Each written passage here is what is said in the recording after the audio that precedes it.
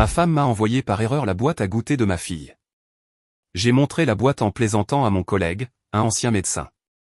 Il a pâli et m'a dit, va chercher ta fille et allez immédiatement à l'hôpital. Pourquoi? Ai-je demandé. Je ne peux pas t'expliquer maintenant, c'est horrible. Fais ce que je dis ou ta fille ne survivra pas, ce que j'ai découvert à l'hôpital m'a laissé sans voix. Nous serions ravis de savoir de quelle partie du monde vous nous rejoignez. Dites-le nous. Maintenant, plongeons dans l'histoire d'aujourd'hui. Chapitre 1, l'échange. Jonathan Clayton ajusta sa cravate en marchant dans les couloirs étincelants de Clayton Industries, la société de conseil en technologie qu'il avait bâtie de rien au cours des 15 dernières années. À 38 ans, il avait accompli tout ce dont il rêvait enfant, venant des mauvais quartiers de Détroit, le succès, le respect et, plus important encore, une famille pour laquelle il mourait. Son téléphone vibra. Un SMS de sa femme, Christy. Oups. J'ai pris ta mallette par erreur. La boîte à lunch d'Emma est dans ta voiture. Désolé, chérie. Jonathan gloussa en secouant la tête. Même après 8 ans de mariage, Christy avait toujours ce côté tête en l'air attachant qui l'avait séduit au premier abord. Elle ne ressemblait en rien aux partenaires commerciaux calculateurs avec qui il traitait quotidiennement. Elle était chaleureuse, spontanée et complètement dévouée à leur fille, Emma. Il avait rencontré Christy Shelton lors d'un gala de charité, 5 ans après la mort de sa première femme dans un accident de voiture. Christy était bénévole, radieuse dans une simple robe bleue, se souciant sincèrement de la cause plutôt que de réseauter comme tout le monde. Elle avait été une bouffée d'air frais après des années de deuil et de solitude. Quand elle avait accepté sa demande en mariage après seulement 6 mois de relation, Jonathan s'était senti l'homme le plus chanceux du monde. Maintenant, avec Emma, 10 ans, en bonne santé et heureuse, et son entreprise florissante, la vie semblait parfaite. Parfois trop parfaite. Jonathan avait appris très tôt que les bonnes choses ne duraient pas éternellement, mais il repoussait ses pensées. C'était différent. C'était sa famille. Monsieur Clayton, son assistante frappa à la porte de son bureau. Votre rendez-vous de 11 heures est là. Faites-les entrer, Marie. Jonathan sortit la boîte à lunch rose vive d'Emma de sa mallette, souriant aux autocollants de licorne qu'elle avait collés partout. Il la déposerait à son école après le déjeuner. Sa réunion avec Kenneth Lynch devait être une routine, pour discuter des systèmes de sécurité du nouveau cabinet privé de Kenneth. Kenneth avait été l'un des meilleurs chirurgiens traumatologues de la ville avant qu'un procès pour faute professionnelle ne le force à prendre une retraite anticipée. Maintenant, il lançait un service médical de conciergerie pour des clients fortunés, le genre de personnes qui valorisaient la discrétion par-dessus tout. Jonathan, Kenneth entra avec sa poignée de main ferme caractéristique. À 52 ans, il portait toujours en lui la confiance d'un homme qui avait sauvé des milliers de vies. Content de te voir. Comment va la famille? Je ne peux pas me plaindre. Emma grandit comme une mauvaise herbe. Et Christy parle encore de redécorer la cuisine. Jonathan désigna la boîte à lunch sur son bureau. En parlant d'Emma, Christy a accidentellement mis ça dans ma mallette ce matin. L'expression de Kenneth changea instantanément. Son visage devint blême alors qu'il fixait la boîte à lunch, ses mains tremblant légèrement. La transformation fut si spectaculaire que Jonathan sentit un frisson lui parcourir l'échine. Kenneth, qu'est-ce qui ne va pas? Kenneth s'approcha du bureau, sa formation médicale reprenant le dessus alors qu'il examinait la boîte à lunch sans la toucher. Jonathan, je veux que tu m'écoutes très attentivement. Ne laisse personne d'autre toucher ça. Ne l'ouvre pas. Nous devons aller chercher Emma et nous rendre à l'hôpital immédiatement. De quoi tu parles? C'est juste une boîte à lunch. Je ne peux pas tout expliquer maintenant, mais la vie de ta fille est peut-être en danger. Ce résidu autour de la fermeture est clair. J'ai déjà vu ça. Ce n'est pas de la nourriture. Fais-moi confiance, Jonathan. J'ai peut-être perdu ma licence, mais je n'ai pas perdu ma capacité à reconnaître un poison. Le mot frappa Jonathan comme un coup de poing. Du poison? C'est impossible. Christy a préparé ce déjeuner ce matin. Elle ne ferait jamais. Je n'accuse personne pour l'instant, l'interrompit Kenneth, sa voix urgente mais professionnelle. Mais ce résidu cristallin blanc, il est compatible avec des composés d'arsenic. Un poison à l'ancienne, sans goût, sans odeur lorsqu'il est bien préparé. Si quelqu'un en a administré de petites doses au fil du temps. L'esprit de Jonathan s'emballa. Emma avait été fatiguée ces derniers temps, se plaignant de maux de ventre. Christy l'avait emmenée voir 3 médecins différents, qui avaient tous dit que c'était juste une phase de croissance ou le stress de l'école. Et si ce n'était pas le cas? On appelle la police, dit Jonathan en attrapant son téléphone. Pas encore. Kenneth lui saisit le poignet. Si j'ai raison sur ce que je vois, cela dure depuis des mois, peut-être plus longtemps. La personne qui fait ça est intelligente, patiente, et a un accès régulier à Emma. Nous avons besoin de preuves, et nous devons d'abord mettre Emma en sécurité. Un faux pas et il pourrait passer à la vitesse supérieure. Jonathan sentit son monde basculer. Tout ce qu'il pensait savoir, tout ce en quoi il avait confiance, semblait soudain incertain. Mais Kenneth avait raison sur un point. La sécurité d'Emma passait avant tout. Qu'est-ce qu'on fait? On va à l'hôpital. J'ai un ami en toxicologie qui me doit une faveur. On fait des analyses de sang à Emma.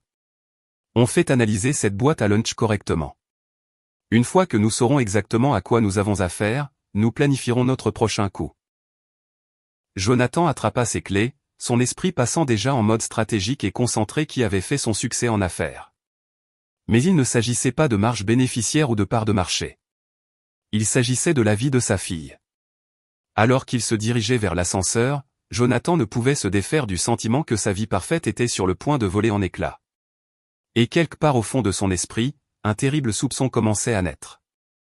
Un soupçon qu'il n'était pas encore prêt à affronter. Chapitre 2, le diagnostic. Emma Clayton était assise sur le lit d'hôpital, balançant ses jambes et bavardant avec enthousiasme à propos des machine calls des urgences. À 10 ans, elle possédait l'esprit vif et la curiosité de Jonathan, mais n'avait heureusement pas hérité de sa tendance à s'inquiéter de tout. Pour elle, c'était une aventure. « Papa, pourquoi es-tu venu me chercher à l'école ?» Madame Peterson a dit qu'il y avait une urgence familiale, mais tout le monde a l'air d'aller bien. Les yeux brillants d'Emma passaient de Jonathan à Kenneth, qui parlait à voix basse avec le docteur Lynette Levy, la chef du service de toxicologie de l'hôpital. Jonathan força un sourire, passant ses doigts dans les cheveux sombres d'Emma. « Je voulais juste m'assurer que tu te sentais bien, ma chérie. Tu as été fatiguée ces derniers temps, tu te souviens? Parfois, papa s'inquiète trop. C'est ce que maman dit toujours, gloussa Emma. Elle dit que tu m'envelopperais dans du papier bulle si tu le pouvais. » Le commentaire innocent frappa Jonathan comme un poignard. Christy, sa femme aimante et dévouée, qui s'agitait constamment pour Emma, l'emmenait à chaque rendez-vous chez le médecin, préparait ses repas avec un soin obsessionnel. La même femme qui avait préparé la boîte à lunch que Kenneth croyait contenir du poison. Le docteur Levy s'approcha avec un presse-papier et un sourire doux. C'était une femme d'une 40aine d'années avec des yeux bienveillants et l'attitude de quelqu'un habitué à annoncer des nouvelles difficiles. « Emma, nous allons faire quelques tests rapides, d'accord? C'est comme quand tu donnes ton sang à la collecte de l'école, mais en encore plus facile. » Alors que le personnel médical s'affairait efficacement autour de sa fille, le téléphone de Jonathan vibra. Un autre SMS de Christy. « Comment s'est passée ta réunion avec Kenneth? Prends du lait en rentrant. Les céréales préférées d'Emma pour demain. Un verre de lait. » La normalité désinvolte du message donna la nausée à Jonathan. Soit sa femme était une innocente vaquant à ses occupations quotidiennes, soit elle était une sociopathe capable d'empoisonner leur fille tout en textant à propos des céréales du petit déjeuner. Kenneth revint de sa conversation avec le docteur Levy, l'air sombre. « Nous aurons les résultats préliminaires dans 1 heure. Je leur ai aussi demandé de tester le contenu de la boîte à lunch. Jonathan, nous devons parler en privé. » Ils sortirent dans le couloir, loin du bavardage joyeux d'Emma. La formation médicale de Kenneth était évidente dans sa façon de transmettre l'information, clinique, précise, mais non sans compassion. J'ai réfléchi aux symptômes d'Emma au cours des derniers mois. La fatigue, les problèmes d'estomac, les nausées intermittentes que les médecins ne pouvaient pas expliquer. Si quelqu'un a administré de petites doses d'arsenic au fil du temps, cela provoquerait un empoisonnement chronique à l'arsenic. Les symptômes seraient subtils au début, facilement confondus avec des maladies infantiles ou du stress. Mais pourquoi? La voix de Jonathan était à peine un murmure. Pourquoi quelqu'un voudrait-il faire du mal à Emma? C'est juste une enfant. C'est ce que nous devons découvrir. Mais Jonathan, je dois te poser des questions difficiles. Qui a un accès régulier à la nourriture d'Emma? Qui prépare ses repas? Christy s'occupe de la plupart de la cuisine, mais elle aime Emma comme sa propre fille. Elles sont incroyablement proches. Même en prononçant ces mots, Jonathan réalisa à quel point il sonnait naïf. Il était un homme qui avait bâti sa carrière en analysant des données, en repérant des schémas que d'autres manquaient. Pourtant, il avait été aveugle à ce qui se passait peut-être dans sa propre maison. Et les assurances vie, les arrangements financiers? Si quelque chose arrivait à Emma ou à toi. Le sang de Jonathan se glaça. Emma est ma seule héritière. Si quelque chose m'arrive, l'entreprise, la maison, tout. Christy serait la tutrice de la succession jusqu'à ce qu'Emma ait 18 ans. Mais... Il s'interrompit alors que les implications le frappaient. Mais si Emma mourait avant d'atteindre sa majorité, qui hériterait? Christy, le mot sortit comme une confession. En tant que ma femme, elle hériterait de tout si Emma n'était pas en vie pour le réclamer. Kenneth hocha sombrement la tête. On parle de millions, n'est-ce pas? Plus près de 20 millions entre la valorisation de l'entreprise et les actifs. Jonathan se sentit mal. Mais Kenneth, tu ne comprends pas, Christy n'est pas une croqueuse de diamants. Elle a signé un contrat de mariage qui ne lui donne presque rien si nous divorçons. Et elle a été la belle-mère parfaite pour Emma. Elle était là pour chaque genou écorché, chaque pièce de théâtre de l'école, chaque cauchemar. La belle-mère parfaite, répéta Kenneth, songeur. Jonathan, au cours de mes années en tant que chirurgien traumatologue, j'ai appris que les personnes les plus dangereuses sont souvent celles qui semblent les plus attentionnées. Elles savent comment manipuler la confiance, comment être au-dessus de tout soupçon. Le docteur Lévy s'approcha avec une tablette à la main, son expression confirmant les pires craintes de Jonathan. Monsieur Clayton, je crains que nous ayons des résultats préoccupants. Le sang d'Emma montre des niveaux élevés d'arsenic, compatibles avec une exposition chronique. Les niveaux ne mettent pas sa vie en danger immédiatement, mais ils indiquent une ingestion régulière sur plusieurs mois. Le couloir sembla tourner autour de Jonathan. Sa famille parfaite, sa vie magnifique. Tout était construit sur un mensonge. Quelque part dans sa maison, quelqu'un en qui il avait confiance assassinait lentement sa fille. Le contenu de la boîte à lunch a également été testé positif au composé d'arsenic, mélangé à ce qui semble être des biscuits faits maison, poursuivit le docteur Lévy. Nous devrons le signaler aux autorités et garder Emma en observation. Non, le mot sortit plus durement que Jonathan ne l'avait voulu. Docteur, j'apprécie votre préoccupation, mais j'ai besoin de temps pour gérer cela correctement. La sécurité d'Emma est ma priorité, mais si nous impliquons la police maintenant sans preuve solide, nous risquons d'alerter la personne qui fait ça. Kenneth posa une main sur l'épaule de Jonathan. Il a raison, Lynette. Si c'est un cas domestique et que l'auteur est effrayé, il pourrait passer à la vitesse supérieure ou disparaître. Nous devons être stratégiques. Le docteur Lévy parut mal à l'aise, mais hocha la tête. Je peux garder Emma en observation sous le prétexte d'enquêter sur sa fatigue chronique. Cela vous donne peut-être 48 heures avant que je sois légalement tenu d'impliquer les services de protection de l'enfance. 48 heures pour prouver que sa femme essayait de tuer sa fille. 48 heures pour protéger Emma tout en rassemblant des preuves qui pourraient envoyer Christy en prison pour tentative de meurtre. Alors que Jonathan regardait par la fenêtre Emma, qui coloriait maintenant dans un livre de coloriage de l'hôpital en fredonnant doucement, il sentit quelque chose de froid et de déterminé s'installer dans sa poitrine. Le mari épairément était toujours là. Mais en dessous, l'homme d'affaires impitoyable qui s'était extirpé de la pauvreté se réveillait. Christy avait fait une erreur fatale. Elle avait menacé sa fille, et Jonathan Clayton ne perdait jamais quand quelque chose comptait vraiment. Chapitre 3, l'enquête commence. Jonathan était assis dans sa BMW devant l'école d'Emma, regardant d'autres parents venir chercher leurs enfants. Des parents normaux avec des problèmes normaux, les batailles pour les devoirs, les entraînements de foot, quoi préparer pour le dîner. Il enviait leur ignorance bienheureuse. Son téléphone affichait 3 appels manqués de Christy et une série de SMS de plus en plus inquiets. Où êtes-vous? Emma n'est pas à l'école. Jonathan, s'il te plaît, rappelle-moi. J'ai peur. L'école a dit que tu avais récupéré Emma pour une urgence médicale. Appelle-moi maintenant. Il devrait bientôt lui faire face. Mais d'abord, il devait comprendre à quoi il avait affaire. Kenneth avait eu raison d'être stratégique. Si Christy était coupable, elle était assez intelligente pour avoir soigneusement couvert ses traces. Il avait besoin de preuves, pas de soupçons. Son téléphone sonna. Kenneth, je suis à mon ancien hôpital, je fais passer les analyses de sang par des tests supplémentaires, dit Kenneth sans préambule. Jonathan, c'est pire que nous le pensions. Les niveaux d'arsenic suggèrent une administration sur au moins 6 mois, peut-être plus. Ce n'est pas impulsif. C'est un meurtre planifié, méthodique. 6 mois.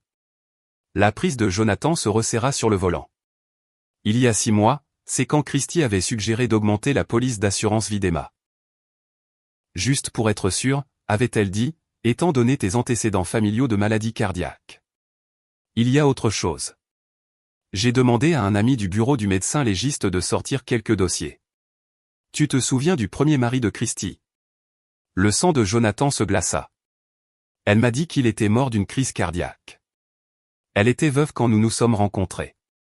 Gerald Shelton, 34 ans, mort d'un arrêt cardiaque soudain. Mais voici la partie intéressante.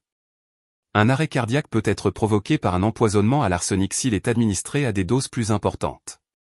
Les symptômes imitent une insuffisance cardiaque. Les pièces du puzzle s'assemblaient avec une clarté horrifiante. Elle a déjà fait ça avant. C'est encore pire. Gerald avait une police d'assurance vie substantielle. Christy a touché $200 000 après sa mort.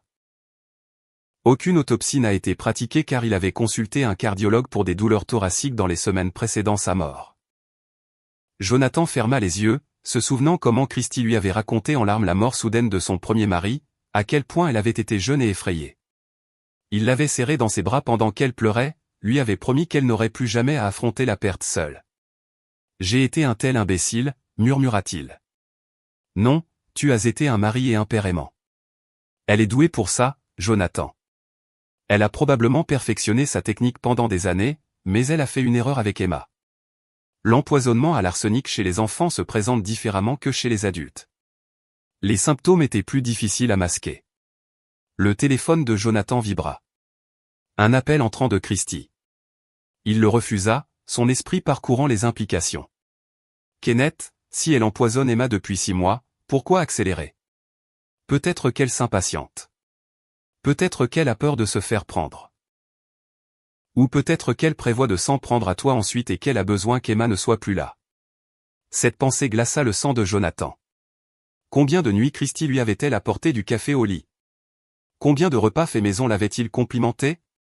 Combien de fois avait-il remercié Dieu d'avoir mis une femme si attentionnée dans sa vie et celle d'Emma? Je dois rentrer à la maison, dit Jonathan. Jouer le rôle du mari et du père inquiet. Mais d'abord, j'ai besoin que tu m'aides pour quelque chose. N'importe quoi. Je veux du matériel de surveillance, des caméras, des dispositifs d'enregistrement. J'ai besoin de documenter tout ce qu'elle fait à partir de maintenant, et j'en ai besoin ce soir. Jonathan, c'est risqué. Si elle trouve le matériel? Elle ne le trouvera pas. J'installe des systèmes de sécurité depuis 15 ans. Je sais comment cacher des caméras. Mais j'ai besoin de plus que ça. J'ai besoin de comprendre tout son plan. 20 minutes plus tard, Jonathan franchit la porte d'entrée de sa maison de banlieue, un monument à tout ce qu'il avait travaillé à construire. Les parquets que Christy avait insisté pour avoir, l'îlot de cuisine où elle préparait les repas familiaux, les photos de famille qui bordaient le couloir. Tout cela ressemblait à un décor de théâtre pour une performance élaborée. Jonathan, Dieu merci. Christy se précipita vers lui, des larmes coulant sur son visage. À 32 ans, elle était toujours belle, de la manière qui avait d'abord attiré son attention. Cheveux blonds, yeux bleus vifs, le genre de beauté saine qui criait la confiance. Où est Emma? Qu'est-ce qui s'est passé? L'école n'a rien voulu me dire. Sa performance était impeccable. Si Jonathan n'avait pas vu les résultats des analyses de sang lui-même, il aurait pu croire que sa panique était authentique. Elle va bien, dit-il prudemment, observant son visage pour tout indice. Juste quelques tests de routine que le docteur Matthews voulait faire. Elle reste en observation pour la nuit. En observation pourquoi? Les yeux de Christy s'écarquillèrent. Jonathan, tu me fais peur. Emma est malade? C'est grave? Il pense que c'est peut-être une carence en vitamines qui cause sa fatigue. Rien de grave, mais ils veulent faire un bilan complet. Le mensonge vint facilement, aiguisé par des années de négociations où en révéler trop signifiait perdre l'avantage. Le soulagement inonda le visage de Christy, suivi rapidement par ce qui semblait être une véritable préoccupation maternelle. Une carence en vitamines? Mais j'ai été si prudente avec son alimentation. Je lui donne des compléments tous les matins au petit déjeuner. Des compléments. Jonathan nota ce détail. Le médecin a dit que parfois les enfants n'absorbent pas correctement les vitamines. Ce n'est pas ta faute, chérie. Christy se jeta dans ses bras, et Jonathan dut résister à l'envie de se dégager. Son parfum familier, la douceur de ses cheveux contre sa joue. Tout ce qui le réconfortait autrefois ressemblait maintenant à un piège. J'avais si peur qu'il lui soit arrivé quelque chose, murmura Christy. Je ne peux pas imaginer la vie sans Emma. Elle est tout pour moi. Les mots étaient parfaits, exactement ce qu'une belle-mère aimante dirait.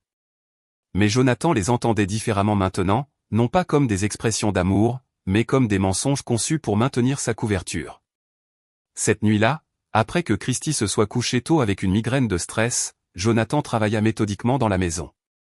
De minuscules caméras furent placées dans des cadres photos, des dispositifs d'enregistrement dans les bouches d'aération, des détecteurs de mouvement dans les zones où Christy préparait la nourriture. Au matin, chaque pièce serait sous surveillance. Il garda la chambre d'Emma pour la fin. Debout à l'entrée, regardant le lit où sa fille devrait dormir en toute sécurité, Jonathan sentit une rage comme il n'en avait jamais éprouvé. Christy ne l'avait pas seulement trahi. Elle avait menacé la seule chose dans sa vie qui comptait plus que de respirer. Alors qu'il installait la dernière caméra derrière la bibliothèque d'Emma, Jonathan fit une promesse silencieuse à sa fille.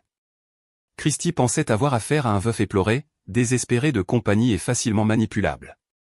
Elle n'avait aucune idée qu'elle avait choisi de s'en prendre à quelqu'un qui s'était battu pour sortir de la pauvreté par pure détermination et pensée stratégique. Le rôle du mari aimant continuerait jusqu'à ce qu'il ait suffisamment de preuves pour la détruire complètement. Mais en dessous, Jonathan Clayton se préparait à la guerre.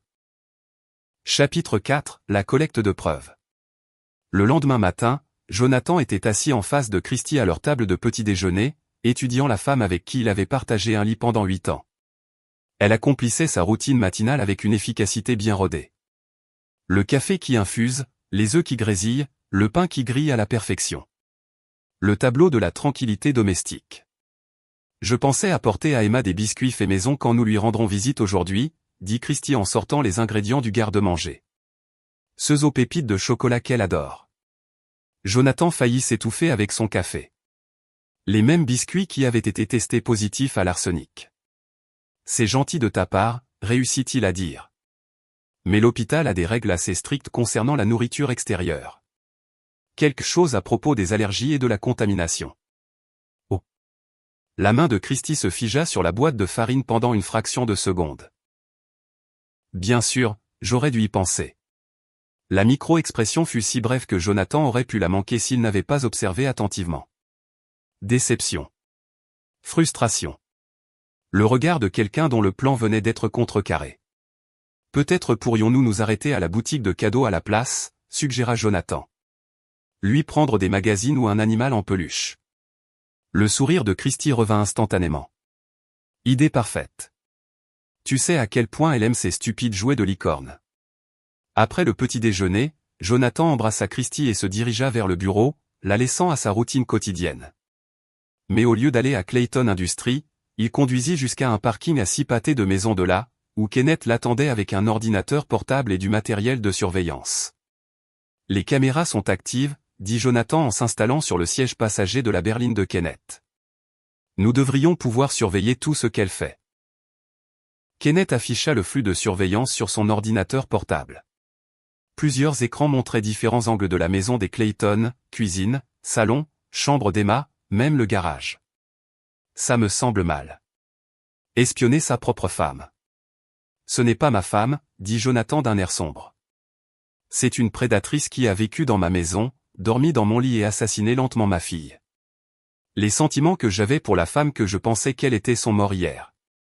Sur l'écran, ils regardèrent Christy se déplacer dans la maison, rangeant avec une précision mécanique. Rien d'inhabituel jusqu'à ce qu'elle entre dans la chambre d'Emma et s'assoie sur le lit, tenant l'un des animaux en peluche d'Emma.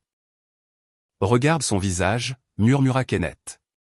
L'expression de Christy avait complètement changé. Fini le sourire maternel chaleureux qu'elle affichait toujours autour de Jonathan et Emma. À la place, il y avait quelque chose de froid, de calculateur. Elle regardait la pièce avec le détachement de quelqu'un qui évalue la valeur d'une propriété. Mon Dieu, souffla Jonathan. Elle n'aime pas du tout Emma. Tout ça n'est qu'une comédie. Les psychopathes sont d'excellents acteurs, dit Kenneth. Ils étudient les réponses émotionnelles normales et les imitent parfaitement. Mais quand ils pensent que personne ne regarde. Christy se leva et se dirigea vers la commode d'Emma, sortant des vêtements et les tenant comme pour vérifier les tailles. Puis elle ouvrit la boîte à bijoux d'Emma, un petit carrousel en bois qui jouait une version miniature de la lettre à Élise, et examina le contenu avec la même expression calculatrice. Elle fait l'inventaire. Réalisa Jonathan, comme si elle planifiait ce qu'elle allait faire des affaires d'Emma après. Son téléphone sonna, interrompant sa pensée. L'identifiant de l'appelant affichait l'inspecteur Stuart Ray, un contact avec qui il avait travaillé sur des questions de sécurité d'entreprise. Jonathan l'avait appelé plus tôt, demandant une consultation officieuse. Stuart, merci de me rappeler. Jonathan, j'ai reçu ton message disant que tu avais besoin de conseils sur une affaire familiale sensible. Peux-tu être plus précis sur le type d'aide dont tu as besoin? Jonathan jeta un coup d'œil à Kenneth, qui hocha la tête pour l'encourager. J'ai des raisons de croire que quelqu'un de proche de ma famille prévoit de faire du mal à ma fille. J'ai besoin de savoir quel type de preuve serait recevable au tribunal. Il y eut une pause. Jonathan, si tu as des menaces crédibles contre un mineur, tu dois le signaler immédiatement. Je peux avoir une voiture de patrouille chez toi en 10 minutes. C'est plus compliqué que ça. La personne que je soupçonne a été très prudente, très méthodique. Si nous agissons trop vite, nous n'aurons peut-être pas assez de preuves pour une condamnation. Parlons-nous de violence domestique? De maltraitance d'enfants? De tentative de meurtre, dit Jonathan doucement. Empoisonnement. Une autre pause. Plus longue cette fois. Bon sang, Jonathan. De qui parlons-nous ici? De ma femme. Le silence s'étira jusqu'à ce que Jonathan se demande si l'appel avait été coupé. Finalement, Stuart parla, sa voix soigneusement professionnelle. Jonathan, les accusations de meurtre conjugal sont graves. Extrêmement graves. Les normes de preuve sont élevées. Et si tu te trompes? Je ne me trompe pas. J'ai des analyses de sang montrant de l'arsenic dans le système de ma fille et des échantillons de nourriture testés positifs. Ce que je n'ai pas, c'est la preuve de qui l'administre. Alors nous avons besoin de preuves vidéo, de schémas de comportement documentés, de mobiles financiers clairement établis. Et Jonathan, nous devons être absolument certains. De fausses accusations dans une affaire comme celle-ci peuvent détruire des vies. Et la surveillance? Si je peux la filmer en train de préparer de la nourriture empoisonnée. Obtenue légalement, avec une chaîne de possession en bonne et due forme, ce serait significatif. Mais il faudrait la prendre sur le fait et avoir des témoins qui pourraient témoigner de ce qu'ils ont observé. Après avoir mis fin à l'appel, Jonathan fixa l'écran de surveillance. Christy s'était déplacée vers la cuisine et préparait ce qui ressemblait à une liste de courses. La normalité de la scène était surréaliste. Il faut qu'elle réessaie, dit soudain Jonathan, d'empoisonner la nourriture d'Emma. Kenneth parut alarmé. Jonathan, c'est incroyablement dangereux. Si quelque chose tourne mal. Emma ne rentrera pas à la maison tant que nous n'aurons pas de preuves solides. Mais Christy ne le sait pas. Pour autant qu'elle sache, Emma sortira aujourd'hui ou demain. Elle voudra continuer son plan. Et si elle ne mord pas à l'hameçon? L'expression de Jonathan se durcit. Alors je m'assurerai qu'elle le fasse. Christy m'a épousé pour mon argent, Kenneth. Elle a été patiente, méthodique, mais elle est aussi avide. Si je peux lui faire croire qu'elle doit accélérer son calendrier. À quoi penses-tu? Je vais lui dire que je change mon testament. Que je suis inquiet pour la santé d'Emma et que je veux créer une fiducie qui contourne complètement Christy si quelque chose nous arrivait à Emma et à moi. Lui faire croire que sa fenêtre d'opportunité se referme. Kenneth secoua la tête. Tu joues avec le feu, Jonathan. Si elle se sent acculée, elle pourrait faire quelque chose de désespéré. Bien, dit froidement Jonathan. Les gens désespérés commettent des erreurs. Et quand Christy Shelton fera son erreur, je serai prêt. Sur l'écran, Christy s'était déplacée vers l'ordinateur dans le bureau à domicile. Jonathan ne pouvait pas voir l'écran, mais sa posture suggérait qu'elle faisait des recherches intenses. Je me demande ce qu'elle cherche, songea Kenneth. Jonathan avait le pressentiment de savoir exactement ce que sa femme recherchait, et ce n'était pas des carences en vitamines. Chapitre 5, le piège étendu. Jonathan rentra à la maison ce soir-là avec un bouquet de fleurs et une histoire soigneusement construite. Il trouva Christy dans la cuisine en train de préparer ce qui semblait être un festin, la lasagne préférée d'Emma, du pain à l'ail et un gâteau au chocolat. « Qu'est-ce que c'est que tout ça ?» demanda-t-il en posant les fleurs sur le comptoir. Christy lui sourit. « Je me suis dit qu'on devrait avoir le repas préféré d'Emma prêt pour son retour demain. La pauvre doit être si effrayée dans cet hôpital. » L'inquiétude maternelle dans sa voix était parfaitement juste. Si Jonathan n'avait pas vu les images de surveillance de son calcul froid dans la chambre d'Emma, il aurait pu être ému par son dévouement apparent. « En fait, c'est de ça que je voulais te parler, » dit Jonathan en acceptant son baiser sur la joue. Les médecins veulent garder Emma quelques jours de plus. Ils sont préoccupés par certaines irrégularités dans ses analyses de sang. Le visage de Christy se décomposa d'inquiétude. Des irrégularités ? Quel genre d'irrégularité ? Jonathan, tu ne me dis pas tout, n'est-ce pas ? Ce n'est probablement rien de grave, mentit Jonathan avec aisance. Mais ça m'a fait réfléchir à notre avenir, à m'assurer qu'Emma est protégée quoi qu'il arrive.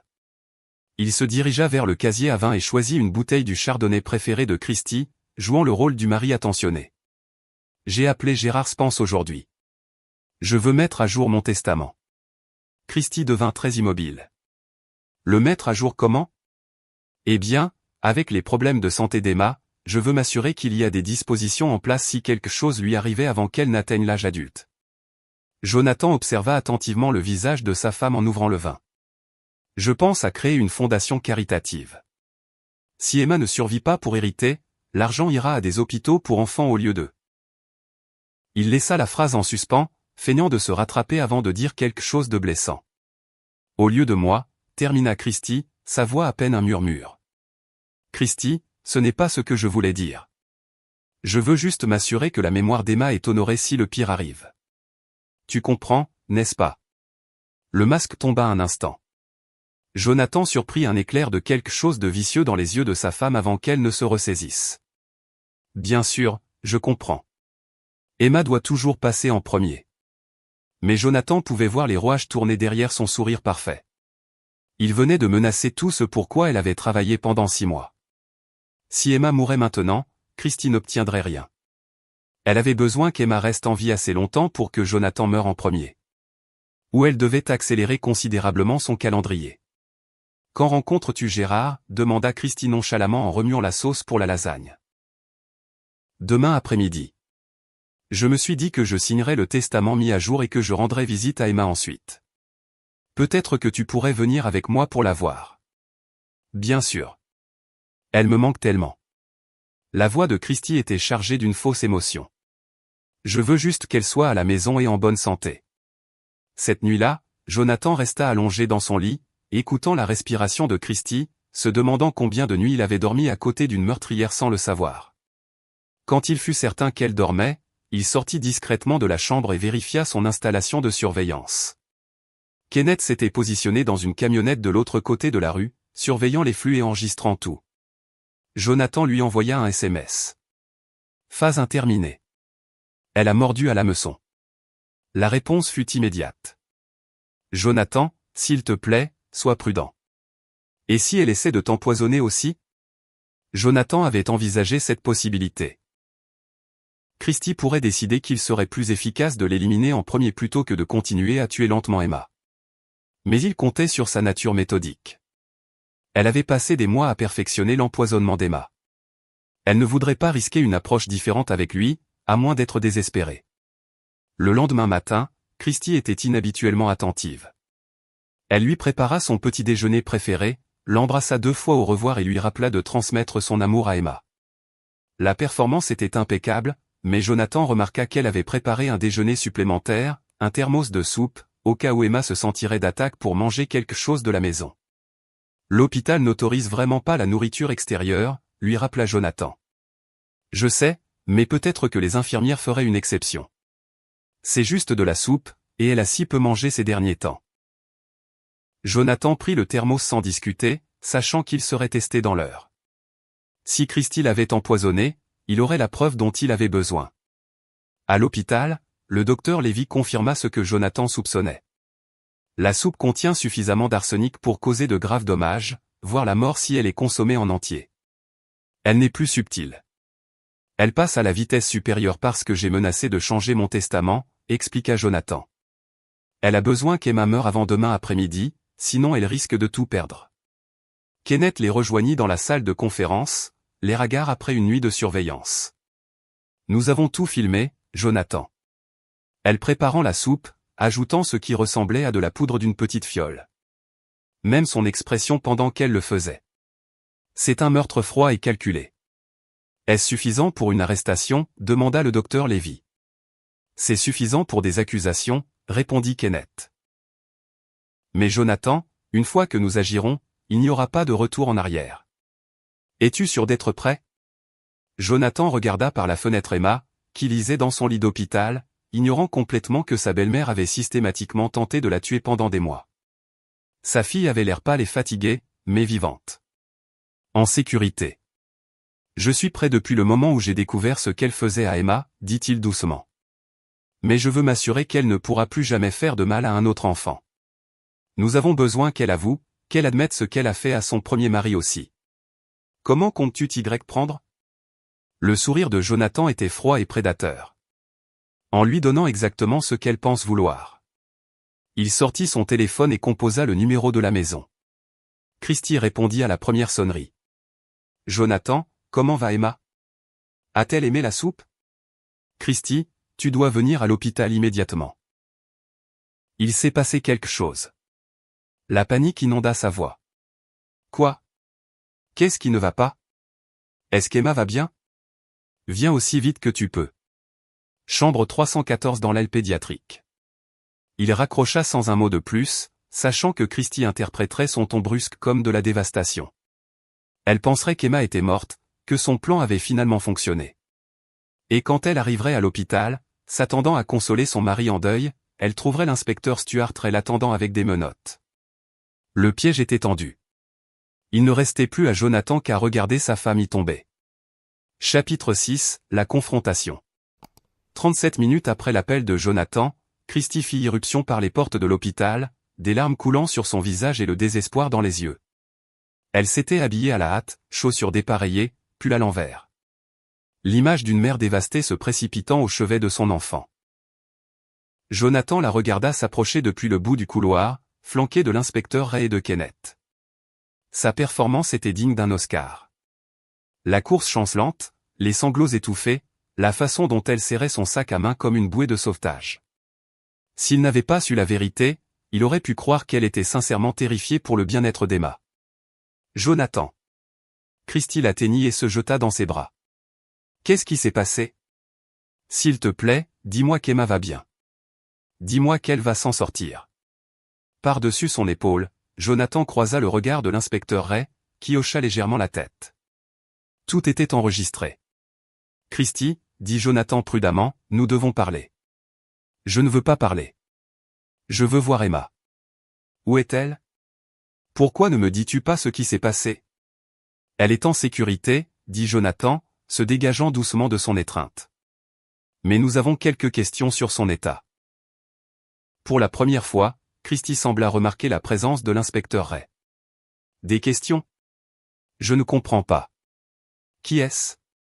Inspecteur Stuart Ray, madame. J'aimerais vous parler de la maladie de votre fille.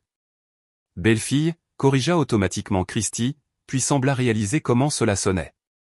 Je veux dire, Emma n'est pas ma fille biologique, mais je l'aime comme si elle l'était. Je ferais n'importe quoi pour cette petite fille. J'en suis sûr, dit sèchement l'inspecteur Ray. Madame Clayton, êtes-vous au courant qu'Emma souffre d'un empoisonnement à l'arsenic? Le visage de Christy devint si blême que, pendant un instant, Jonathan crut qu'elle allait s'évanouir.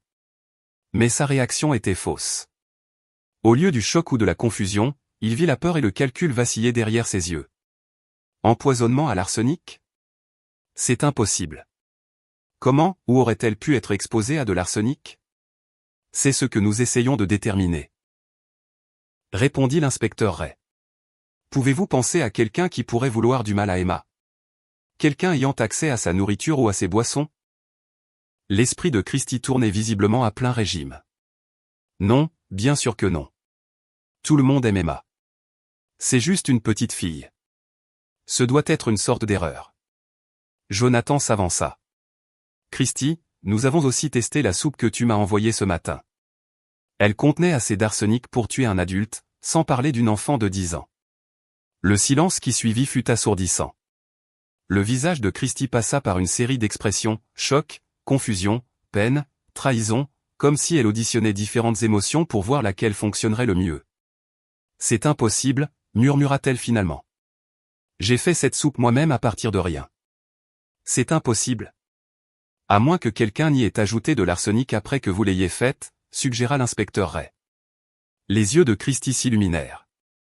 Oui, ça doit être ça. Quelqu'un a dû la trafiquer. Mais qui ferait une chose pareille? Kenneth prit la parole pour la première fois.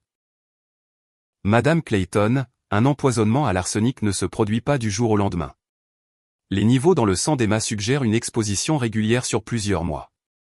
Pouvez-vous penser à quelqu'un qui a eu accès à la nourriture d'Emma pendant si longtemps? Christie regarda autour d'elle sauvagement, comme si elle cherchait une issue. Je prépare la plupart des repas d'Emma, mais la femme de ménage de Jonathan vient 2 fois par semaine, et il y a la cafétéria de l'école, et... Christie, la voix de Jonathan coupa court à son babillage. Arrête. Quelque chose dans son ton la figea. Quand elle le regarda, elle dut voir la vérité dans ses yeux car toute son attitude changea. Le rôle de la mère affolée s'effaça, remplacé par quelque chose de plus dur et de plus calculateur. Tu sais, dit-elle doucement. Je sais que tu empoisonnes lentement ma fille depuis 6 mois. Je sais que tu as tué ton premier mari de la même manière. Je sais que tu m'as épousé pour mon argent et que tu prévoyais de nous assassiner, Emma et moi, pour tout hériter. Christie se redressa. Et pour la première fois depuis que Jonathan la connaissait, il vit son vrai visage. Froid, intelligent, totalement sans remords. Vous ne pouvez rien prouver de tout ça, dit-elle calmement. L'inspecteur Ray brandit son téléphone, qui avait enregistré toute la conversation. En fait, si. Nous avons une surveillance vidéo de vous préparant la soupe empoisonnée ce matin. Nous avons des dossiers financiers montrant vos recherches sur les actifs et les polices d'assurance de Jonathan, et nous avons des témoignages de médecins concernant la mort suspecte de votre premier mari. Gérald est mort d'une crise cardiaque. Il n'y a jamais eu de suggestion de crime. Il y en a une maintenant, intervint Kenneth. J'ai fait exhumer son corps hier. Les niveaux d'arsenic dans ses cheveux et sa moelle osseuse racontent une sacrée histoire. Madame Clayton, ou devrais-je vous appeler Madame Shelton? Je remarque que vous n'avez jamais légalement changé de nom. Pour la première fois, une véritable panique vacilla dans les yeux de Christie. Mais elle se ressaisit rapidement, se tournant vers Jonathan avec des larmes qui semblaient presque réelles. Jonathan, s'il te plaît. Tu dois me croire. J'aime Emma. Je t'aime. Je ne vous ferai jamais de mal. Tu as empoisonné notre fille, dit Jonathan d'un ton plat. Tu lui as donné des biscuits lacés d'arsenic et tu l'as regardée tomber de plus en plus malade chaque jour. Tu l'as tenue dans tes bras quand elle pleurait à cause des douleurs à l'estomac que tu lui causais. Ce n'est pas. Je n'ai pas. Tu as fait des recherches sur la toxicité de l'arsenic sur notre ordinateur familial. Tu as acheté de la poudre d'arsenic blanc en utilisant un faux nom et tu l'as fait livrer à une boîte postale. Tu t'entraînes au meurtre depuis 6 mois, en perfectionnant ta technique. Le masque de Christie tomba enfin complètement. Les larmes s'arrêtèrent, sa posture se redressa, et quand elle parla, sa voix était glaciale. Tu te crois si malin, n'est-ce pas, Jonathan? Le brillant homme d'affaires qui a bâti un empire à partir de rien. Mais tu as été si facile à manipuler. Si désespéré d'avoir une mère pour ta précieuse Emma que tu n'as jamais pris la peine de vérifier mes antécédents à fond. En fait, si, répondit Jonathan. Après qu'Emma soit tombée malade, j'ai fait faire une enquête très approfondie. Christie Shelton n'existe pas, n'est-ce pas? Ton vrai nom est Christina Marlowe, et tu as été mariée 3 fois avant Gérald. 2 de ses maris sont également morts dans des circonstances mystérieuses. Le choc sur le visage de Christie était authentique cette fois. C'est impossible. J'ai couvert mes traces. Pas assez bien. Pensais-tu vraiment que j'aurais bâti une entreprise prospère en étant négligent? Je connais Robert Martinez à Phoenix, mort d'une crise cardiaque à 31 ans. Je connais David Kim à Seattle qui a eu une réaction allergique fatale à des fruits de mer auxquels il n'avait jamais été allergique auparavant. Je connais l'argent de l'assurance que tu as touché à chaque fois. L'inspecteur s'avança avec des menottes. Christina Marlowe, vous êtes en état d'arrestation pour tentative de meurtre, complot en vue de commettre un meurtre, et suspicion de meurtre dans les décès de Gerald Shelton, Robert Martinez et David Kim. Alors que les menottes se refermaient, Christina regarda Jonathan avec une haine non dissimulée. Tu n'as aucune idée de ce que tu as fait, siffla-t-elle. Emma ne sera jamais en sécurité. J'ai des amis, des relations. Ce n'est pas fini. Jonathan s'approcha, sa voix mortellement calme. Si, c'est fini. Et si quelqu'un que tu connais ne serait ce que regarde ma fille de travers, je le détruirai de la même manière que je t'ai détruite. Systématiquement, complètement, et sans pitié. Alors que l'inspecteur emmenait Christina, Jonathan sentit une main sur son épaule. Kenneth souriait sombrement. C'est fini, Jonathan. Emma est en sécurité. Jonathan regarda jusqu'à ce que les portes de l'ascenseur se referment derrière la femme qui avait partagé son lit et sa vie tout en complotant le meurtre de son enfant. La femme qu'il pensait aimer n'avait jamais existé. Mais ce n'était pas tout à fait fini. Christina avait raison sur un point. Elle pouvait avoir des relations. Des gens qui pourraient menacer la sécurité d'Emma à l'avenir.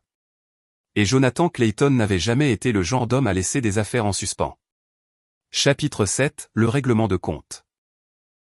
3 jours après l'arrestation de Christina, Jonathan était assis dans son bureau à domicile, examinant les dossiers que l'inspecteur Ray lui avait partagés officieusement. L'enquête sur Christina Marlowe avait révélé un réseau de complices, de facilitateurs et de futures victimes potentielles bien plus profond que quiconque ne l'avait soupçonné au départ. Emma était maintenant à la maison, ses couleurs revenant à mesure que l'arsenic quittait lentement son système. Elle avait posé étonnamment peu de questions sur l'absence soudaine de Christy, acceptant l'explication de Jonathan selon laquelle sa belle-mère était malade et avait dû partir pour se faire soigner. Les enfants, Jonathan l'avait appris, étaient remarquablement adaptables lorsque leur monde devenait plus sûr. Kenneth frappa et entra sans attendre la permission. Au cours de la semaine passée, leur relation professionnelle avait évolué vers quelque chose qui s'apparentait à une amitié, forgée dans la crise et le respect mutuel. « J'ai des nouvelles », dit Kenneth en s'installant dans le fauteuil en face du bureau de Jonathan.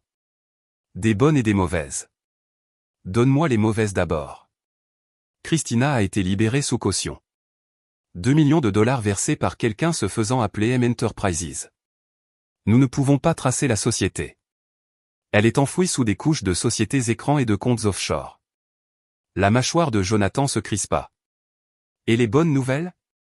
L'enquête de l'inspecteur Ray a découvert au moins 6 autres femmes suivant exactement le même schéma que Christina.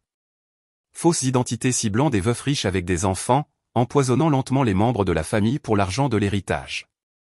C'est une opération organisée, Jonathan. Christina ne travaillait pas seule. À quel point organisée? Kenneth ouvrit son ordinateur portable et montra à Jonathan un diagramme complexe de connexion. Ce que nous voyons est un réseau sophistiqué de meurtres sur commande spécialisé dans l'infiltration à long terme et les méthodes de mise à mort lente. Il cible des hommes riches avec des enfants, insère des agents en tant que partenaires romantiques, puis élimine systématiquement les héritiers, et finalement la cible principale. Jonathan étudia le diagramme, son esprit d'homme d'affaires analysant automatiquement la structure. C'est en fait brillant. L'empoisonnement l'en ressemble à une maladie naturelle. Les veufs en deuil se remarient rapidement et n'enquêtent pas à fond sur leurs nouvelles épouses. Le temps que quelqu'un soupçonne un meurtre, l'agent a disparu avec l'argent de l'assurance. Christina était l'une de leurs meilleures, poursuivit Kenneth. 3 opérations réussies avant toi. Plus de 6 millions de dollars en assurance et en héritage collecté. Le réseau prend un pourcentage et fournit de nouvelles identités, de la documentation et des recherches sur les cibles. Qui le dirige? Quelqu'un avec des ressources et des relations dans les forces de l'ordre, la médecine et la finance. Quelqu'un qui peut falsifier des documents, manipuler des rapports d'autopsie et faire disparaître des gens si nécessaire. Jonathan se pencha en arrière dans son fauteuil, traitant les implications. La menace de Christina à propos de ses amis semblait soudain beaucoup plus crédible. Même si elle allait en prison, le réseau resterait opérationnel, et Emma serait toujours une cible potentielle. L'inspecteur Ray ne peut pas les toucher, n'est-ce pas, demanda Jonathan. Pas par les canaux officiels. Trop de juridictions, trop de connexions internationales. Il faudrait des années pour monter des dossiers et d'ici là, la plupart des preuves seraient détruites. Mais officieusement. Kenneth sourit sombrement. Ray est frustré. Il est devenu flic pour protéger les gens. Et voir un réseau comme celui-ci opérer en toute impunité, ça le dérange. Si quelqu'un, hypothétiquement, perturbait cette organisation par des moyens privés, il pourrait être lent à enquêter. Jonathan se leva et se dirigea vers sa fenêtre, regardant sa pelouse parfaitement entretenue où Emma jouait avec son ami d'en face. Sa fille avait l'air heureuse, en bonne santé, vivante. Tout ce que Christina avait essayé de lui enlever. Kenneth, je veux que tu comprennes quelque chose à mon sujet. Je n'ai pas bâti Clayton Industries en jouant franc-jeu ou en suivant des règles qui ne servaient pas mes intérêts. Quand quelqu'un menace ce qui est à moi, je n'appelle pas les avocats ou n'attends pas la justice. Je règle le problème moi-même. À quoi penses-tu?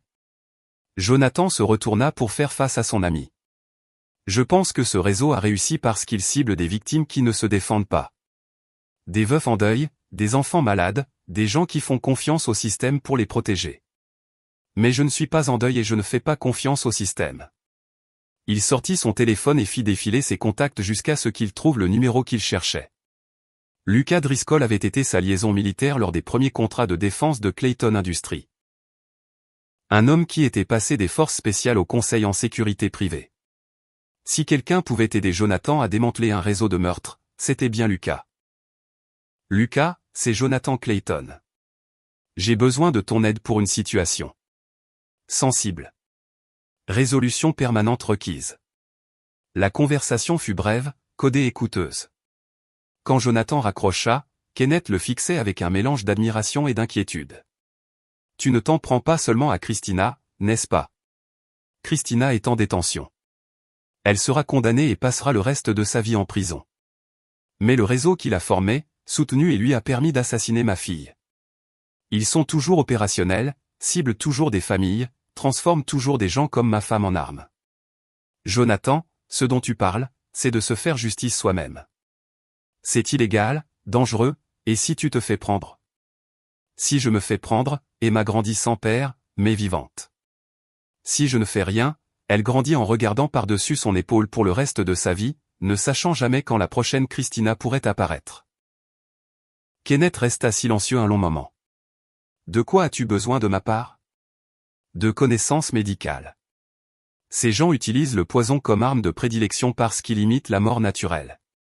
Je veux tout savoir sur la façon dont ils s'y prennent, comment ils couvrent leurs traces, et comment retourner leur propre méthode contre eux. Tu parles de les empoisonner. Je parle de leur faire goûter à leur propre médecine. Littéralement. Ce soir-là, après qu'Emma se soit endormie, Jonathan rencontra Lucas Driscoll dans un restaurant du centre-ville. Lucas ressemblait exactement à ce qu'il était, un ancien béret vert qui avait troqué son uniforme contre des costumes coûteux, mais qui avait conservé l'état d'esprit tactique qu'il avait maintenu en vie en Afghanistan. De combien de cibles parlons-nous? Demanda Lucas sans préambule. Au minimum 6 agents actifs plus le personnel de soutien et la direction. Peut-être jusqu'à 20 personnes au total. Délai? 6 mois.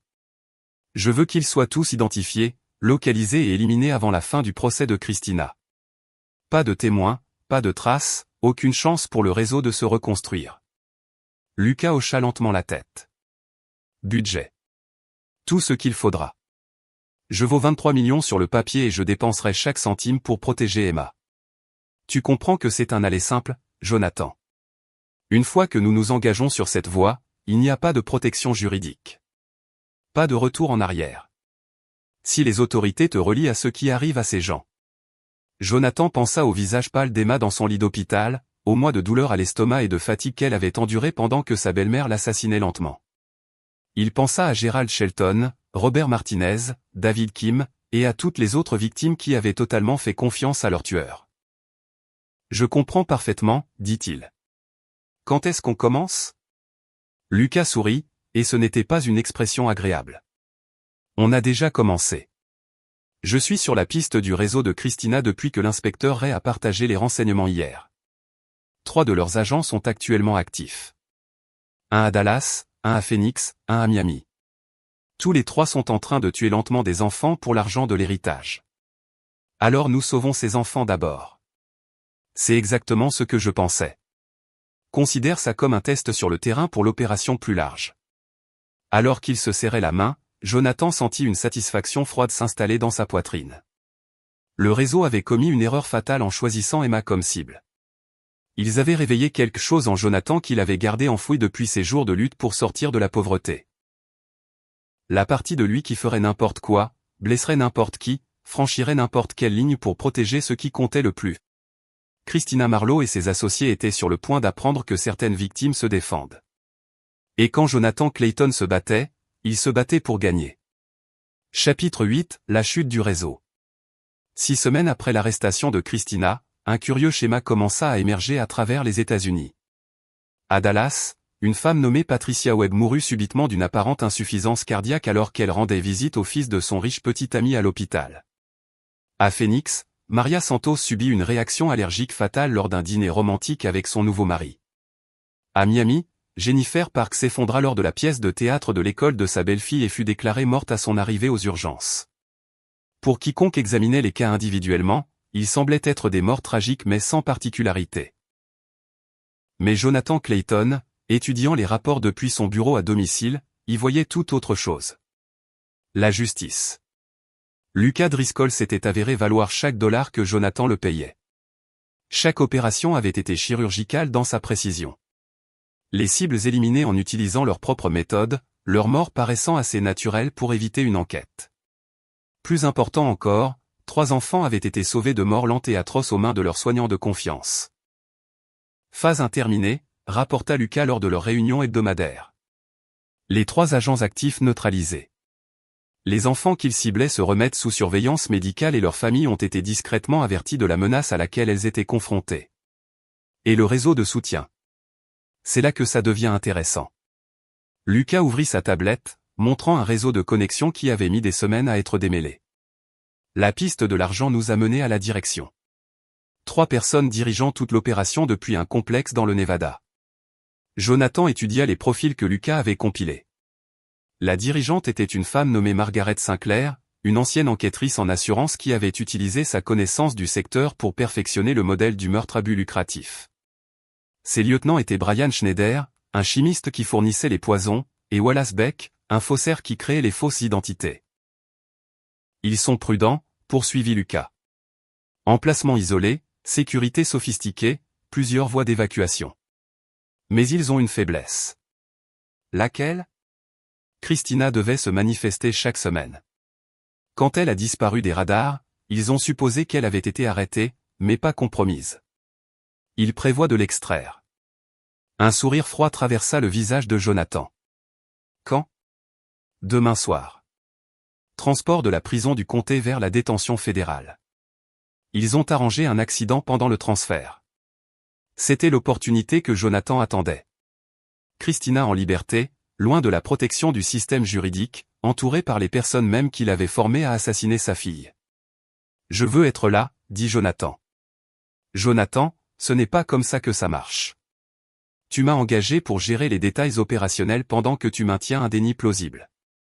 C'est personnel, Lucas. Christina n'a pas seulement essayé de tuer Emma. Elle a violé tout ce que je tenais pour sacré. La famille, la confiance, l'amour. J'ai besoin de la regarder dans les yeux quand son monde s'effondrera. Lucas resta silencieux un long moment. Si tu es là et que quelque chose tourne mal, si tu es identifié, alors j'en affronterai les conséquences. Mais je ne me cacherai pas derrière des mercenaires pour m'occuper de la femme qui a essayé d'assassiner mon enfant. Le lendemain soir, Jonathan se retrouva accroupi derrière une barrière de béton sur un tronçon désolé de l'autoroute, à 60 km de la ville. Lucas et son équipe étaient positionnés à des points stratégiques le long de la route, attendant le véhicule de transport qui n'atteindrait jamais sa destination. À 21h47, le fourgon pénitentiaire apparut, flanqué de 2 véhicules d'escorte. Jonathan observa à travers des jumelles à vision nocturne le convoi ralentir pour ce qui semblait être une voiture en panne bloquant la chaussée. Les automobilistes en détresse étaient en réalité l'équipe d'extraction de Margaret Sinclair, armée et prête à libérer leur agent capturé. Ce à quoi il ne s'attendait pas, c'était l'équipe de Lucas Driscoll positionnée derrière eux. La fusillade fut brève mais intense. Quand la fumée se dissipa, 5 membres de l'équipe d'extraction étaient morts, y compris Margaret Sinclair elle-même. Brian Schneider avait été capturé vivant mais blessé. Wallace Beck s'était enfui à pied dans le désert et ne survivrait pas à la nuit avec les hommes de Lucas à ses trousses. Christina sortit du fourgon pénitentiaire, menottée, les yeux écarquillés de choc en examinant le carnage. Ce n'était pas l'extraction en douceur qu'on lui avait promise. C'était un massacre. Christina, dit Jonathan en sortant de derrière son abri. Elle se tourna vers sa voix. Et pour la première fois depuis qu'il la connaissait, Jonathan vit une peur authentique dans ses yeux. Jonathan? Qu'est-ce que tu fais ici? Comment as-tu? Je t'ai dit un jour que si quelqu'un de ton entourage menaçait Emma, je le détruirais. Pensais-tu que je parlais au sens figuré? Christina regarda autour d'elle, effarée, les corps de ses associés, l'équipe de Lucas nettoyant méthodiquement les preuves, les restes calcinés des véhicules d'extraction. C'est toi qui as fait ça. Tu les as tous tués. Ils se sont tués eux-mêmes le jour où ils ont décidé de s'en prendre à des familles innocentes. Je n'ai fait qu'accélérer le processus. La police découvrira que c'était toi. Tu iras en prison et Emma grandira en sachant que son père est un meurtrier. Le rire de Jonathan était froid et totalement dépourvu d'humour. La police trouvera des preuves que le réseau de Margaret Sinclair s'est retourné contre lui-même. Les tueurs professionnels sont notoirement paranoïaques. Il n'est pas rare qu'ils s'éliminent les uns les autres pour de l'argent ou du territoire. Quant à Emma, elle grandira en sachant que son père l'a protégée des monstres. Le sang-froid de Christina craqua enfin complètement. Espèce de salaud bien pensant. Tu te crois meilleur que nous? Tu viens d'assassiner 6 personnes.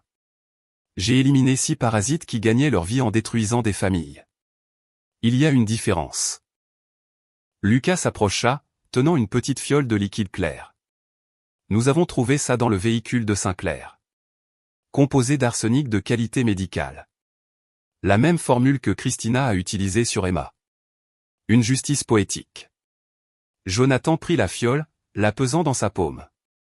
Le même poison qui avait failli tuer sa fille, raffiné et purifié par le réseau qui avait créé Christina. Non, dit-il finalement. Ce serait trop rapide, trop clément. Christina va passer les 40 prochaines années dans une prison fédérale, en sachant que tous ceux en qui elle avait confiance sont morts et que l'empire qu'elle a aidé à construire a été complètement détruit. La mort serait une gentillesse qu'elle ne mérite pas. Il rendit la fiole à Lucas. Assure-toi que cela parvienne à l'inspecteur Ray, avec toutes les preuves que nous avons recueillies sur les opérations du réseau. Que les familles de leurs victimes puissent tourner la page. Alors que l'équipe de Lucas terminait son nettoyage et se préparait à disparaître dans la nuit, Jonathan regarda Christina une dernière fois. Elle sanglotait maintenant, la réalité de sa situation s'imposant enfin à elle. La femme confiante et manipulatrice qui avait partagé son lit tout en complotant la mort de sa fille avait disparu, remplacée par une créature brisée, confrontée à une vie de conséquences. Au revoir, Christina, dit Jonathan doucement. J'espère que tu passeras chaque jour en prison à te souvenir de la petite fille que tu as essayé d'assassiner et de la famille que tu ne détruiras jamais. Il s'éloigna sans se retourner, la laissant menotter sur le bord de la route pour que les autorités la trouvent lorsque le traceur GPS du fourgon pénitentiaire les mènerait sur les lieux. Le réseau était fini. Emma était en sécurité. Et Jonathan Clayton avait gagné. Chapitre 9, nouveau départ. 3 mois plus tard, Jonathan se tenait dans la cuisine de sa nouvelle maison dans le Colorado, regardant Emma chasser les lucioles dans leur jardin. La maison était plus petite que leur ancienne, plus modeste, mais elle ressemblait à un vrai foyer d'une manière que leur précédente vitrine n'avait jamais réussi à faire. Emma s'était adaptée à leur déménagement avec une résilience qui continuait d'étonner Jonathan. Quand il lui avait expliqué qu'ils avaient besoin d'un nouveau départ dans un nouvel endroit, elle avait simplement demandé si elle pouvait emporter sa collection de licornes et s'ils auraient une meilleure vue sur les montagnes. Les cauchemars où elle était malade s'étaient estompés, remplacés par l'excitation d'apprendre à skier et de se faire de nouveaux amis dans sa nouvelle école. Kenneth avait également déménagé au Colorado, établissant son cabinet privé à Denver et devenant un habitué de leur table. Emma adorait oncle Kenneth, qui lui apportait des manuels de médecine avec des images colorées et la laissait utiliser son stéthoscope pour écouter son rythme cardiaque. Elle est complètement rétablie, dit Kenneth, rejoignant Jonathan à la fenêtre avec 2 tasses de café. Les analyses de sang sont revenues parfaites. Aucune trace d'arsenic. Fonction hépatique normale. Niveau d'énergie meilleur que la plupart des enfants de son âge. Parfois, je me réveille au milieu de la nuit et je vais la voir, admis Jonathan, juste pour m'assurer qu'elle respire encore, qu'elle est en sécurité. C'est naturel. Ce que vous avez tous les deux traversé, ça vous change. Mais Emma est plus forte grâce à ça, d'une manière qu'elle ne comprendra peut-être même pas encore. Le procès avait fait sensation, durant 6 semaines et attirant l'attention des médias nationaux. La condamnation de Christina pour de multiples chefs d'accusation de tentative de meurtre, de complot et de racket avait abouti à une peine de prison à vie sans possibilité de libération conditionnelle. Les preuves fournies par Lucas avaient également conduit à l'identification posthume du réseau de Margaret Sinclair, apportant un apaisement à des dizaines de familles dont les proches étaient morts dans des circonstances suspectes. L'inspecteur Ray avait été promu pour son travail sur l'affaire, bien qu'il n'ait jamais directement reconnu le rôle de Jonathan dans le démantèlement du réseau. Certaines choses étaient mieux non dites. Des nouvelles de Lucas, demanda Kenneth. Il est passé à autre chose. Quelque chose sur les réseaux de traite des êtres humains en Europe de l'Est. Apparemment, le mal dans le monde qui a besoin d'être combattu ne manque pas. Et tu es d'accord pour le laisser s'en occuper sans toi? Jonathan réfléchit à la question. Pendant des mois après la condamnation de Christina, il s'était senti agité, insatisfait. La destruction méthodique de son réseau avait réveillé quelque chose en lui. Un sens du but au-delà de l'accumulation de richesses et du maintien d'un statut. Mais voir Emma devenir plus forte et plus heureuse chaque jour avait progressivement ramené ses priorités là où elles devaient être. Je suis un père avant tout, dit-il finalement. Emma a besoin de stabilité, de normalité, d'un parent présent dans sa vie plutôt que de partir en croisade. Il y a d'autres gens comme Lucas qui peuvent s'occuper des monstres. Mon travail est de m'assurer qu'Emma ne les rencontre jamais. Son téléphone vibra. Un SMS d'un numéro inconnu. Pendant un instant, sa vieille paranoïa refit surface. Pourrait-il y avoir d'autres membres du réseau qu'ils avaient manqué? Mais le message était anodin. Monsieur Clayton, c'est l'inspectrice Maria Santos de la police de Phoenix. La femme qui a tenté d'empoisonner mon fils est morte, et je crois comprendre que c'est à vous que je dois de lui avoir sauvé la vie.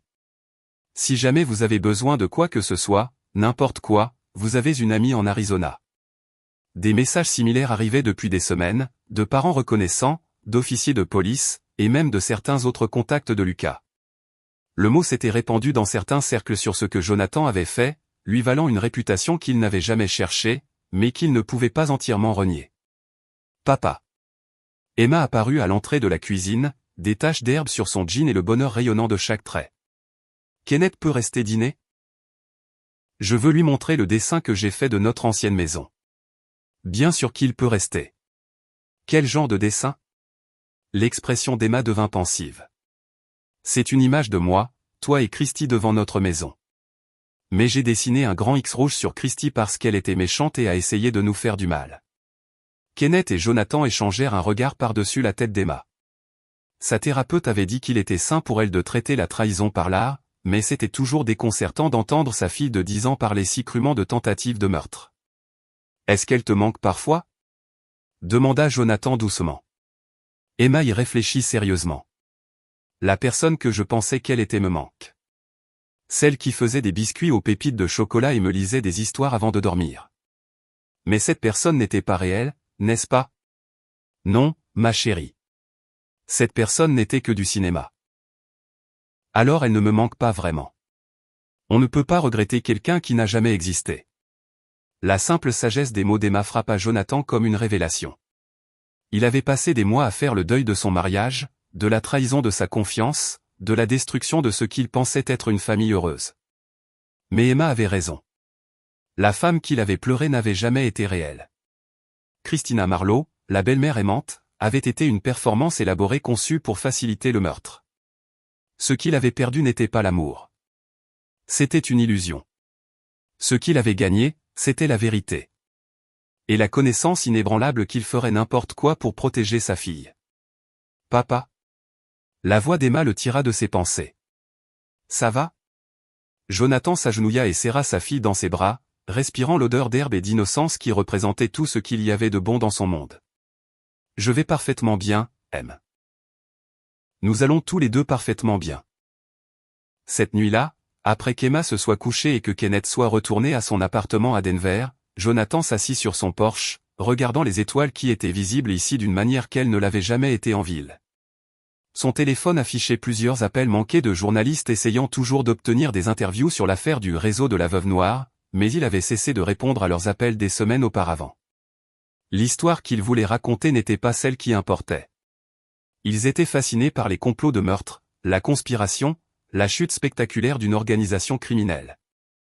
Mais la véritable histoire était plus simple. Un père avait protégé son enfant, quel qu'en soit le coût. Christina Marlowe passait ses jours dans une prison fédérale. Son réseau était détruit et Emma était en sécurité. Plus important encore, Emma était heureuse, en bonne santé, et grandissait en sachant qu'elle était aimée inconditionnellement. Au final, c'était la seule victoire qui comptait. Alors que Jonathan rentrait pour vérifier une dernière fois sa fille avant de se coucher, il réfléchit à tout ce qui avait changé depuis ce matin où Kenneth avait regardé avec horreur la boîte à lunch d'Emma. L'homme d'affaires naïf qui faisait entièrement confiance et aimait aveuglément avait disparu, remplacé par quelqu'un de plus dur et de plus vigilant. Mais en regardant Emma dormir paisiblement, entourée d'animaux en peluche et de dessins de leur nouvelle vie, Jonathan savait qu'il ne changerait rien. Le prix pour protéger sa fille avait été élevé. Son innocence, sa confiance, peut-être même son âme. Mais la vie d'Emma, l'avenir d'Emma, le bonheur d'Emma valait n'importe quel sacrifice. Les monstres étaient partis. La famille était en sécurité. Et Jonathan Clayton avait appris que parfois, le plus grand amour exige les actions les plus sombres. C'était une leçon qu'il espérait ne jamais avoir à appliquer de nouveau, mais une qu'il porterait pour le reste de sa vie. Quand quelqu'un menace votre famille, vous n'appelez pas la police, vous n'attendez pas la justice, et vous ne montrez aucune pitié. On gagne, tout simplement. C'est ici que notre histoire se termine. Partagez vos réflexions dans la section des commentaires. Merci de votre temps. Si cette histoire vous a plu, n'hésitez pas à vous abonner à cette chaîne. Cliquez sur la vidéo que vous voyez à l'écran et je vous dis à bientôt.